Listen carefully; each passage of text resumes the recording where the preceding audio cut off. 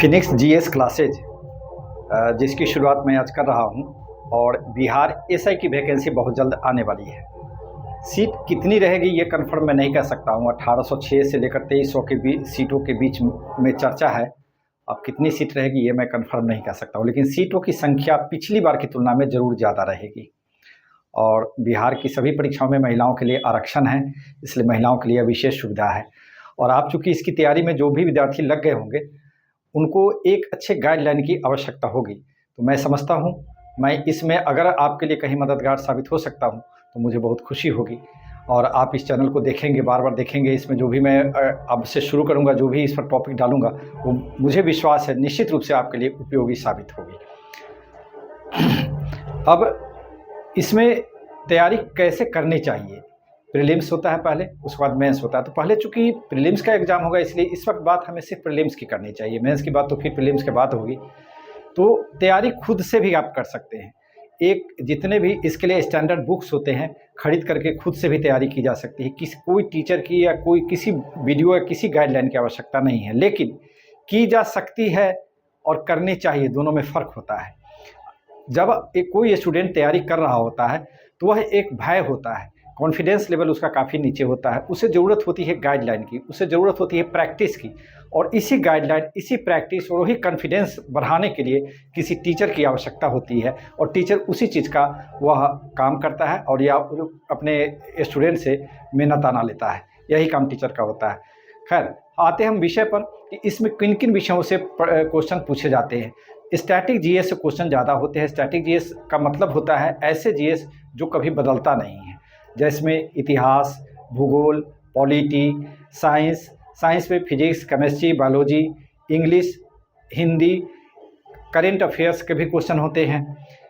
इसके अलावे कुछ क्वेश्चन विविध मिसलेनियस के क्वेश्चन होते हैं। वो मिसलेनियस का क्वेश्चन हुआ होता है जिसे राजधानी है, देश की राजधानी, मुद्रा, ऐसे प्रश्नों की तैयारी करनी पड़ती है। इन प्रश्नों की तैयारी करनी चाहिए। स्टैटिक जीएस मैं जहाँ तक समझता हूँ 2000 क्वेश्चन एक ऐसा स्टैंडर्ड क्वेश्चन है जिसको तुम तैयारी कर लेते हो, रट लेते हो, तो यह तुम्हारे किसी भी एग्जाम में वह बहुत सहायक होगा, बहुत हेल्पफुल होगा। क्योंकि जब हम प्रीवियस ईयर का क्वेश्चन जब सोल्व करते हैं तो देखते हैं कि यही कुछ क्वेश्चन जो है बार बार परीक्षाओं में पूछे जाते हैं, रिपीटेड होते रहते हैं। तो इन 2000 क्वेश्चन को हमेशा हम तैयार करेंगे। आज हम हिस्ट्री के सिलेबस पर या हिस्ट्री की तैयारी हम कैसे करेंगे इसकी हम बात करते हैं और आज इतिहास की शुरुआत करते हैं। हिस्ट्री को जब हम तैयारी करते हैं तो हिस्ट्री को 3 भागों में बांटा गया है। इंडियन हिस्ट्री, और इंडियन हिस्ट्री की हम बात करते हैं। इंडियन हिस्ट्री, भारतीय इतिहास,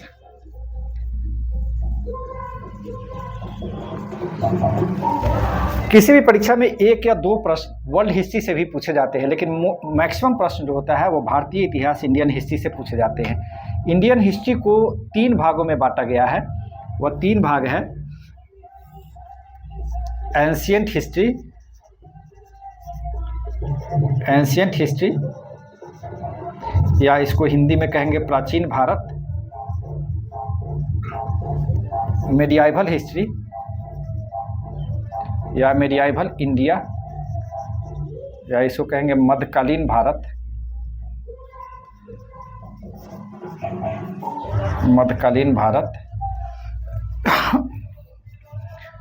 और लास्ट में है मॉडर्न इंडिया, या इसका है आधुनिक भारत।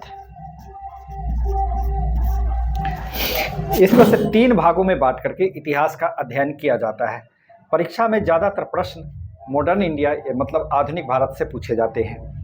मध्यकालीन भारत से कम प्रश्न होते हैं। प्राचीन भारत से प्रश्न पूछे जाते हैं। खासकर बिहार में जितने भी एग्जाम्स होते हैं, चाहे वो बीपीएससी का एग्ज़ाम हो, टीचर्स का एग्ज़ाम हो, या एसआई का एग्ज़ाम हो, दरोगा का एग्ज़ाम हो, तो एंशिएंट इंडिया से मतलब कि प्राचीन भारत से कई प्रश्न पूछे जाते हैं। इसका कारण ये है कि प्राचीन भारत जो है वो मुख्य रूप से बिहार का ही इतिहास है। प्राचीन भारतीय इतिहास में बिहार के इतिहास का बहुत बड़ा योगदान है, क्योंकि बिहार मौर्य साम्राज्य जो भारत का प्रथम साम्राज्य था उसका संबंध बिहार से ही है। इसके अलावा बिहार में जो धार्मिक आंदोलन हुए, बौद्ध धर्म आंदोलन या जैन धर्म आंदोलन, इसका संबंध भी बिहार से है। इसलिए प्राचीन भारत से किसी भी परीक्षा में, किसी भी बिहार में होने वाली परीक्षा में कई प्रश्न पूछे जाते हैं। एक बात कि इतिहास को क्यों पढ़ना चाहिए और कैसे पढ़ना चाहिए, इसकी बात हम करते हैं। सबसे पहले इतिहास को क्यों पढ़ना चाहिए, तो चूंकि इतिहास का प्रश्न किसी भी प्रारंभिक परीक्षा में या किसी भी ऑब्जेक्टिव प्रश्न में, ऑब्जेक्टिव एग्जाम में बहुत ज़्यादा क्वेश्चन पूछे जाते हैं। नंबर एक बात। नंबर दो बात कि बिना हिस्ट्री पढ़े हुए बिहार का कोई भी एग्जाम पास करना मुश्किल ही नहीं, नामुमकिन है, इम्पॉसिबल है कि बिना हिस्ट्री पढ़े हुए कोई स्टूडेंट कह दे कि वो बीपीएससी का पीटी पास कर जाएगा या दरोगा की परीक्षा पास कर जाएगा, तो असंभव बात है। इतिहास चूंकि इसकी रेलिवेंसी कम होती है, खासकर प्राचीन भारतीय इतिहास या मध्यकालीन भारतीय इतिहास, इसकी रेलिवेंसी कम होती है। यह अप्लाइड सब्जेक्ट नहीं है। अप्लाइड सब्जेक्ट हम ऐसे सब्जेक्ट को कहते हैं जिसका आम जिंदगी में हमारा इस्तेमाल होता है। अब पूछा जाए कि बाबर का आज हमारी ज़िंदगी में क्या इस्तेमाल है, कोई इस्तेमाल नहीं है। तो इसलिए इस विषय को आदमी बहुत जल्दी भूल जाता है, रिलेवेंट नहीं होने के कारण पढ़ने में इंटरेस्ट नहीं होता है और भूल भी जाता है। लेकिन एक बार जब हम इसको अच्छी तरह पढ़ लेते हैं, समझ लेते हैं, याद कर लेते हैं इसको, डेट को या कहानी को एक बढ़िया सीक्वेंस बना करके, तो फिर सदा के लिए हमें याद हो जाता है और फिर यह विषय अपना हो जाता है। और जैसे हमें इतिहास पर अपनी पकड़ होती है, फिर कोई भी ऑब्जेक्टिव एग्जाम हम देने जाते हैं वह एग्जाम हमारे लिए आसान हो जाता है। तो यह तो हुआ कि इतिहास का मतलब क्या है, इतिहास क्यों। अब इतिहास की पढ़ाई हम कैसे करते हैं, इतिहास को कैसे आज हम जानते हैं, कैसे जानते हैं कि सिंधु घाटी सभ्यता कब हुई थी, क्यों हुई थी, कैसे हुई थी, कैसे आज मौर्य साम्राज्य के विषय में पढ़ते हैं, वेद के विषय में पढ़ते हैं, बहुत 2000 साल इतिहास के विषय में पढ़ते हैं। क्या इसका पढ़ने का तरीका क्या है, तो जो ये तरीका है उसको हम पढ़ते हैं इतिहास का स्रोत, सोर्सेज ऑफ हिस्ट्री। स्रोत, इसको कहते हैं हम सोर्सेज ऑफ हिस्ट्री।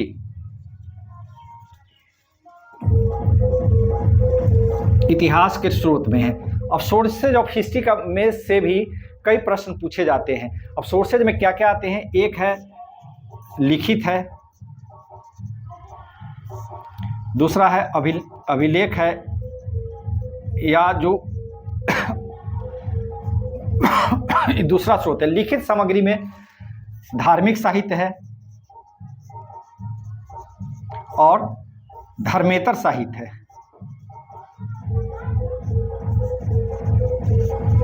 धर्मेतर साहित्य या धर्मेतर रचना।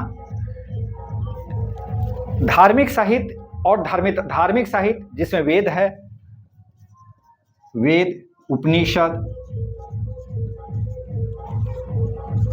वेदांत, रामायण, महाभारत,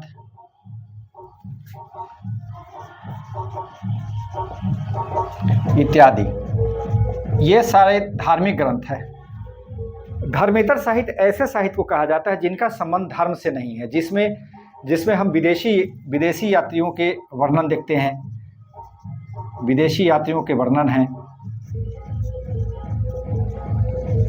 के विवरण, जिसमें मौर्य काल का महत्वपूर्ण विदेशी यात्री मेगास्थनीज है जिसकी रचना इंडिका है। इसके बाद हुएनसांग है।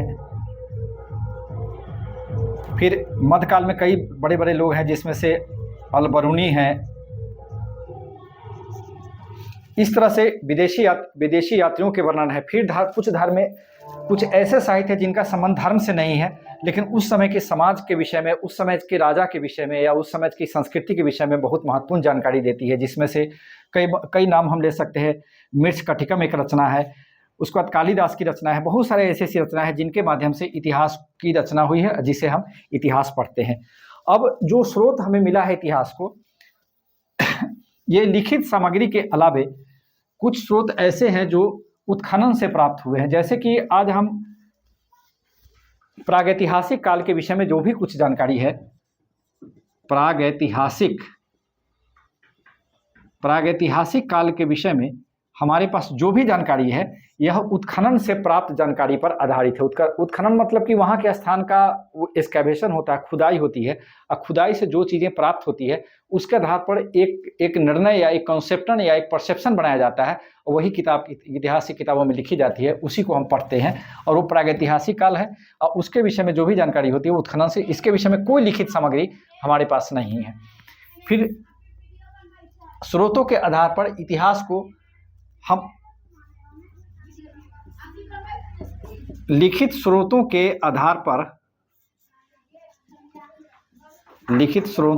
आधार पर इतिहास को हम 3 भागों में बांटते हैं।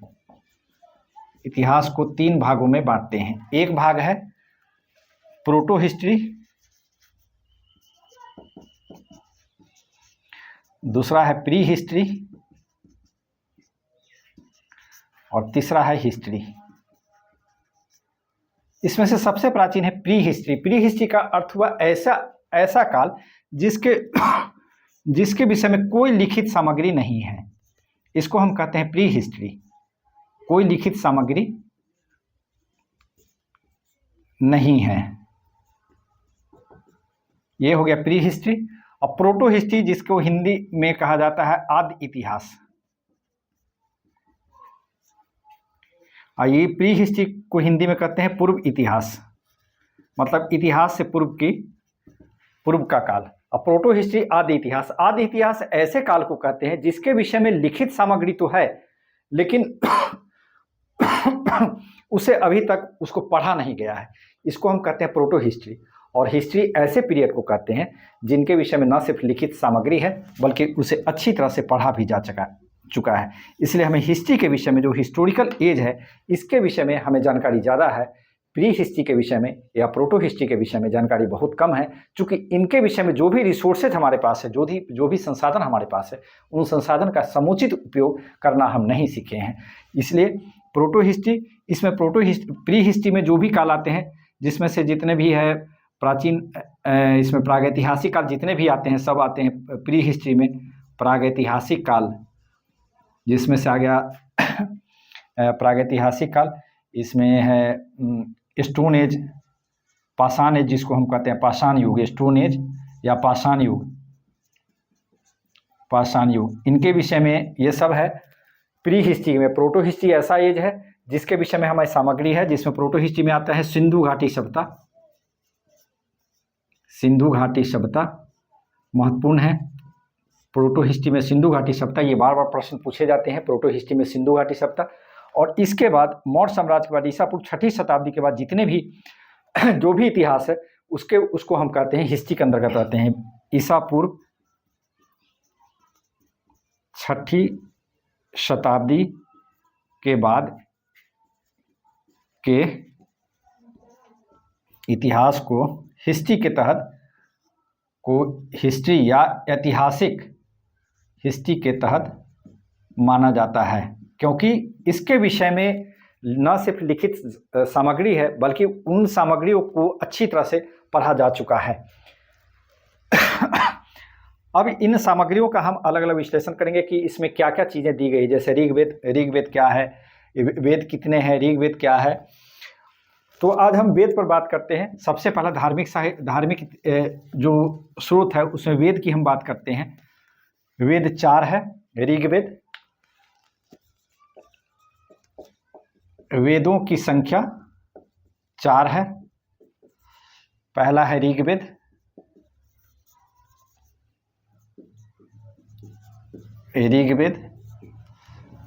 यजुर्वेद,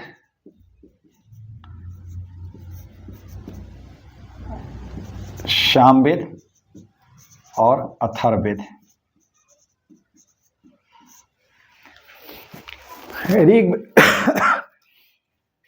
ऋग्वेद सबसे प्राचीन है। भारत में 1500 बीसी से 1000 बीसी तक के काल को ऋग्वैदिक काल कहते हैं। 1500 बीसी से लेकर के 1000 बीसी तक के काल को ऋग्वैदिक काल कहते हैं। इसके बाद उत्तर वैदिक काल, जिसका समय प्रारंभ होता है, उत्तर वैदिक काल जिसका समय होता है 1000 बीसी से 500 बीसी तक। 500 बीसी तक 500 साल का काल है ये। 1500 से 1000 तक 500 और 1000 से 500 तक 500 साल का काल है। ऋग्वेद के बाद है यजुर्वेद, जिसमें यज्ञ संबंधी, यज्ञ कैसे की जाती है, यज्ञ में कैसे आहुति दी जाती है, यज्ञ का क्या महत्व है, इसकी चर्चा यजुर्वेद में की गई है। सामवेद से भारतीय संगीत लिया गया है, यही सामवेद में संगीत है। इसके बाद है अथर्ववेद। अथर्ववेद को पंचम वेद भी कहा गया है। और साथ में भारतीय दर्शन का उद्गम स्रोत अथर्ववेद ही है। भारतीय दर्शन यहीं से प्रारंभ होता है, अथर्ववेद से ही प्रारंभ गया है। पंचम वेद या इसको ब्रह्मवेद कहा गया, पंचम वेद नहीं, सॉरी, ब्रह्मवेद कहा गया है। ऋग्वेद पूरी तरह से पद में है। यजुर्वेद पद और गद्य दोनों में है। इसके बाद अथर्ववेद सिर्फ गद्य में लिखा गया है। तो ये हम वेदों की बात करेंगे। वेद के बाद आता है उपनिषद, जिसके जो पारंपरिक रूप से उपनिषद की संख्या 108 मानी गई है, जिसमें से सबसे महत्वपूर्ण छांदोग्य उपनिषद है। छांदोग्य उपनिषद पारंपरिक रूप से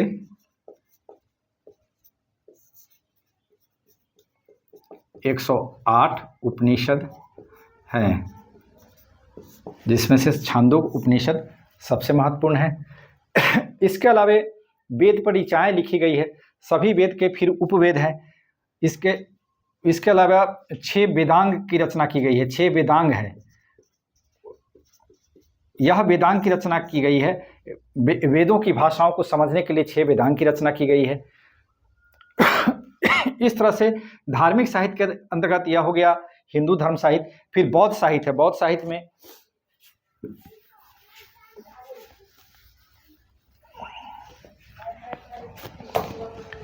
साहित्य में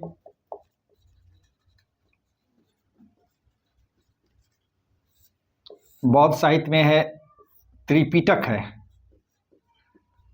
त्रिपिटक में 3 पिटक है। त्रिपिटक मतलब 3 पिटक, इसको कहते हैं सुत्त पिटक, अभिधम पिटक, सुत्त पिटक, विनय पिटक, अभिधम पिटक। विनय पिटक, अभिधम पिटक, अभिधम पिटक। इससे भी इतिहास को समझने की इन पुस्तकों से भी इतिहास को समझने में सुविधा मिलती है। इतिहास के स्रोत में फिर जैन धर्म के जो किताबें हैं, जिसमें आगम कहा गया है, जैन धर्म की किताबों को, जैन धर्म की रचनाओं को, जिन्हें आगम कहा गया है, उनसे भी हमें जानकारी मिलती है। जैन धर्म प्राकृत भाषा में, जैन धर्म की रचनाएं प्राकृत भाषा में है, जबकि त्रिपिटक पाली भाषा में है। इस तरह से धार्मिक साहित्य के अलावा अब जो धर्मेतर साहित्य है, धर्मेतर साहित्य में जिसमें से विदेशी यात्रियों के विवरण हैं, जिसमें से मेगास्थनीज की रचना की हमने पहले चर्चा की है, जिसमें मेगास्थनी की रचना जो महत्वपूर्ण रचना है इंडिका है। विदेशी यात्रियों के वर्णन Megasthenes, Hiuen Tsang, Al-Biruni, Ibn Battuta,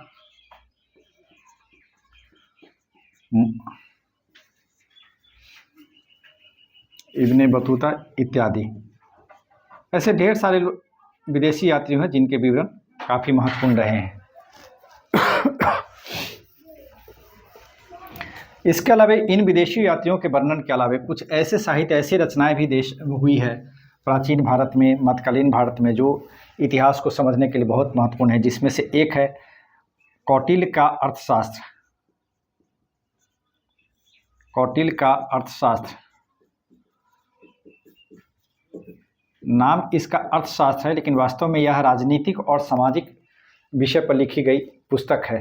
Kautilya का अर्थशास्त्र यह इतिहास के अध्ययन के लिए या मौर्यकालीन समाज को समझने के लिए बहुत ही महत्वपूर्ण रचना है। तो इस तरह से हम इतिहास को, एक तो यह मोटा मोटी एक आइडिया है, एक मोटा मोटी आउटलाइन है, जिसको हम समझने की कोशिश करेंगे कि इसके माध्यम से इतिहास को हम पढ़ेंगे। जब हम इसके इतिहास को, सोर्सेज को पढ़ेंगे, कोई भी परीक्षा हो, इससे 1 या 2 प्रश्न पूछे जाते हैं सोर्सेज ऑफ हिस्ट्री से। हिस्ट्री के सोर्सेज को हम ठीक से अध्ययन कर लेंगे। इसके अलावा तब हम शुरुआत करते हैं प्रागैतिहासिक काल, मतलब पाषाण युग से हम शुरू करेंगे। पहले पाषाण युग पढ़ेंगे, पाषाण युग के बाद फिर हम सिंधु घाटी सभ्यता पढ़ेंगे, सिंधु घाटी के बाद फिर हमारा जो सिलेबस होगा, जब हम इतिहास के स्रोत को अच्छा से पढ़ लेंगे, तब पाषाण युग प्राचीन भारत में हम शुरू करते हैं तो पाषाण युग, पाषाण युग के बाद तब हमारा शुरू होता है सभ्यता शुरू होता है, जिसमें से पहला है सिंधु घाटी सभ्यता। सिंधु घाटी सभ्यता, सिंधु घाटी सभ्यता के वैदिक सभ्यता, वैदिक या वैदिक भारत। फिर आता है ईसा पूर्व छठी शताब्दी, ईसा पूर्व छठी शताब्दी का भारत,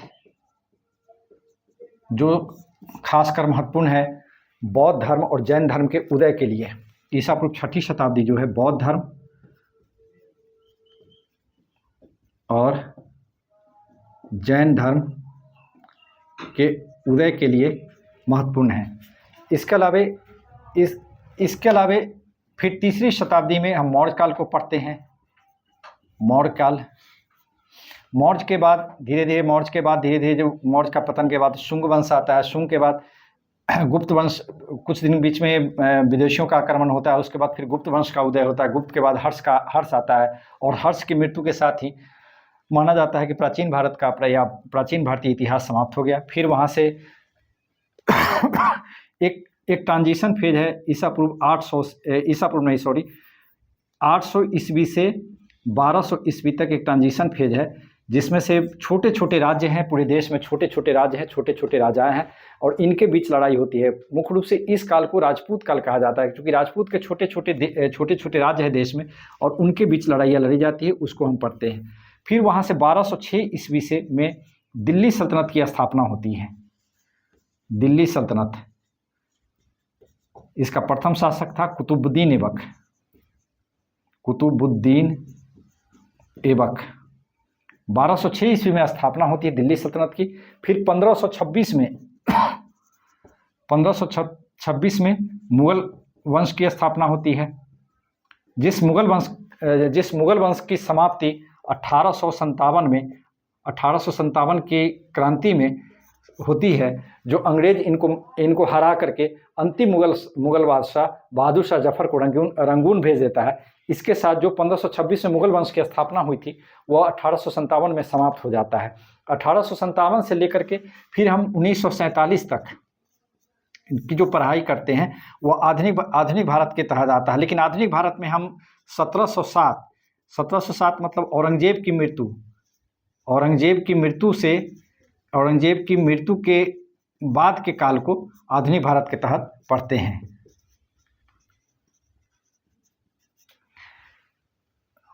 1707 से लेकर 1947 के बीच, 1707 से लेकर के 1947 के बीच के काल को आधुनिक भारत के तहत हम स्टडी करते हैं, जिसमें से जो आधुनिक भारत में जो महत्वपूर्ण है,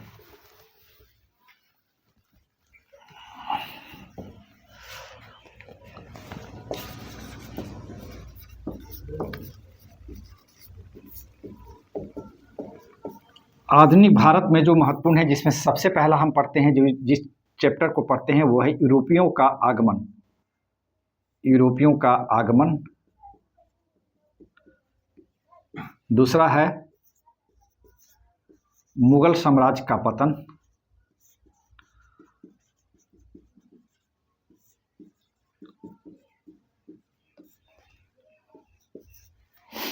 तीसरा है गवर्नर जनरल एवं उसके कार्यकाल। चौथा है किसान, मजदूर एवं जनजातीय आंदोलन।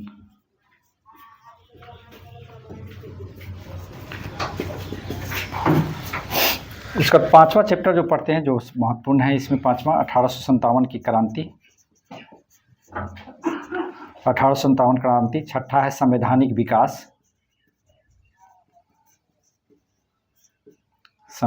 विकास, जिसमें से 1773 के रेगुलेटिंग एक्ट से लेकर के 1935 या माउंटबेटन योजना तक,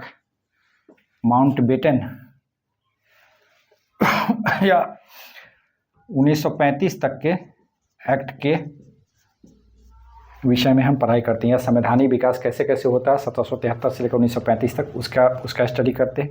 यह संवैधानिक विकास हो गया। और इसमें जो एक बड़ा पार्ट होता है वह होता है फ्रीडम स्ट्रगल। फ्रीडम स्ट्रगल इसको 1885 से लेकर के 1947 के बीच के काल को फ्रीडम स्ट्रगल के रूप में जाना जाता है। 1885 में कांग्रेस की स्थापना हुई थी, 1947 में भारत आज़ाद हुआ था। तो इसके बीच का जो पीरियड है 1885 से लेकर 1947 का जो पीरियड है, जो समय है, उसको हम स्वतंत्रता संग्राम के तहत स्टडी करते हैं।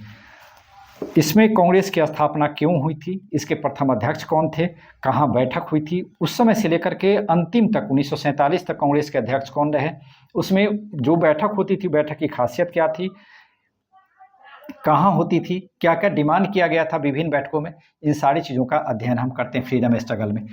उसके बाद 20वीं शताब्दी के प्रारंभ में 1915 के आसपास फ्रीडम स्ट्रगल में गांधी जी का आगमन होता है।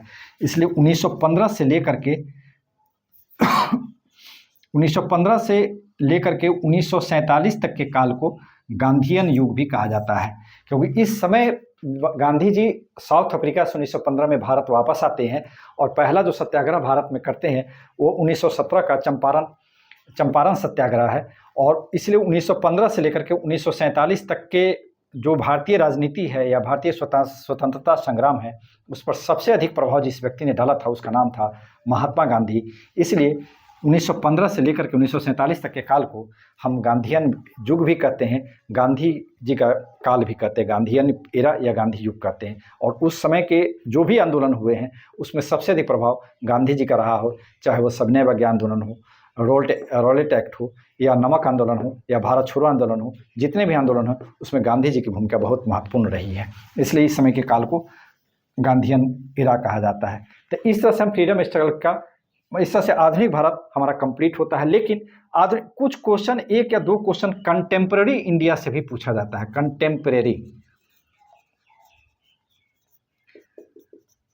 इंडिया से भी पूछा जाता है। कंटेम्प्रेरी मतलब समकालीन भारत से एक या दो प्रश्न पूछे जाते हैं। और यह समकालीन भारत 1947 से लेकर के 1964 या 1985 तक के काल से पूछा जाता है। लेकिन एक प्रश्न या दो प्रश्न पूछे जा सकते हैं, नहीं भी पूछे जा सकते हैं। इसकी स्टडी करना कुछ बहुत जरूरी नहीं है। अगर पढ़ाई लिखाई क्रम में कुछ आ जाता है, कुछ पढ़ लेते हैं, ठीक है, लेकिन इसका कोई बहुत ज़्यादा सिस्टमेटिक स्टडी नहीं जरूरी है। इस प्रकार से इतिहास का एक मोटा मोटी आउटलाइन मैंने बताया। और फिर मैं एक बात रिपीट करता हूँ कि जिस भी स्टूडेंट का इतिहास कमज़ोर होगा, चाहे वो बीपीएससी का पीटी दे रहा हो या एसआई का पीटी दे रहा हो या कोई भी प्रीलिम्स दे रहा हो, अगर उसका हिस्ट्री कमज़ोर होगा वह प्रीलिम्स में कभी सक्सेस नहीं होगा। रीज़न इसका ये है, पहला रीज़न ये है, हिस्ट्री का क्वेश्चन बहुत ज़्यादा होता है, प्रथम। दूसरा, हिस्ट्री में कोई एलिमिनेशन मेथड या कोई तुक्का या कोई लॉजिकल या कोई रीजनिंग उसमें नहीं चलेगा। उसमें याद है तो याद है, नहीं याद है तो बस खत्म है, आपका क्वेश्चन बनेगा नहीं। इसलिए हिस्ट्री पढ़ना जरूरी है। और मतलब कि हिस्ट्री बिना पढ़े काम नहीं चलेगा, इसलिए हिस्ट्री की पढ़ाई करनी ही पड़ेगी, अच्छे ढंग से पढ़ाई करनी पड़ेगी। मेरा यह इंट्रोडक्शन क्लास मैंने दिया हिस्ट्री का, एक हिस्ट्री का आउटलाइन दिया। फिर नेक्स्ट वीडियो में हम शुरुआत करेंगे, अगले टॉपिक के विषय में बात करेंगे। Okay, thank you.